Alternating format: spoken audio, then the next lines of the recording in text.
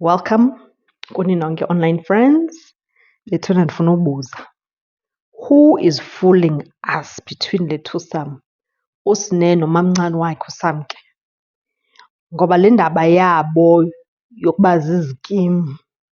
Uthi usine, hayi man bengaqondanga into yoba kaloku ibeyi-best friend yam but ngumntu ebendicokola naye siqhelene. Ndiyabona uba babefunda kwii-high school ezikwi-area eyi-one. And noba nalapha ke ekuhlaleni bebemane begilana bancokole because usine uthetha ngento kaFacebook, bebencokola kuFacebook nakuWhatsApp, bebencokola kuWhatsApp.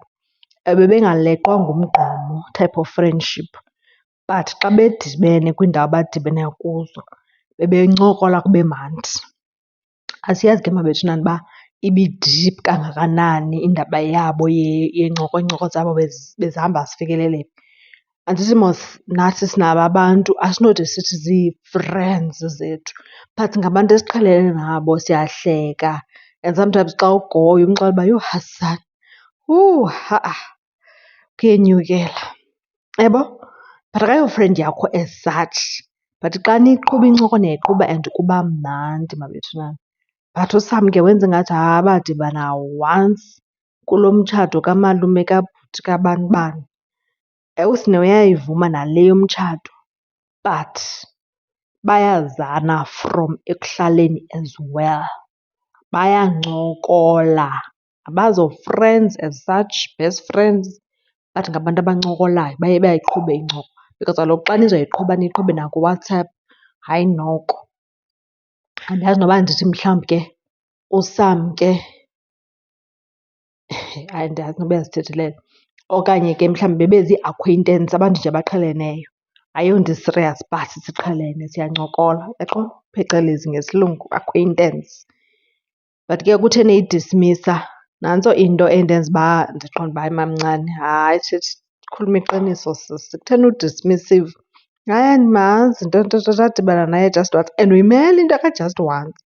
Whereas usine uthi hayi mabethunana besincokola xa kwathi cwaka ke ngoku last year uTabongwe inoba lelaa xesha ke ngoku ibishushu ibhisto phakathi komamncane kunye nobani ke ngoku, nobaba. Kodwa mamncane kaloku uba benizii-friends nanizii-friends sisi. Noba ibingeyiyo i-close friendship uyaqonda, noba ibiyi-distant friendship but hayi kaloku kungakulinga umlahle phantsi kwebhasi usine. But ke usine ndiyamthanda because khange ahlale kuloo nto, akhange abe efuna uziphruva right or whatever. Uthethe into ayithethileyo wagqitha apho. Kodwa mna ndiyazibuza mna, who is fooling us? Bethuna, who is fooling us kahle kahle?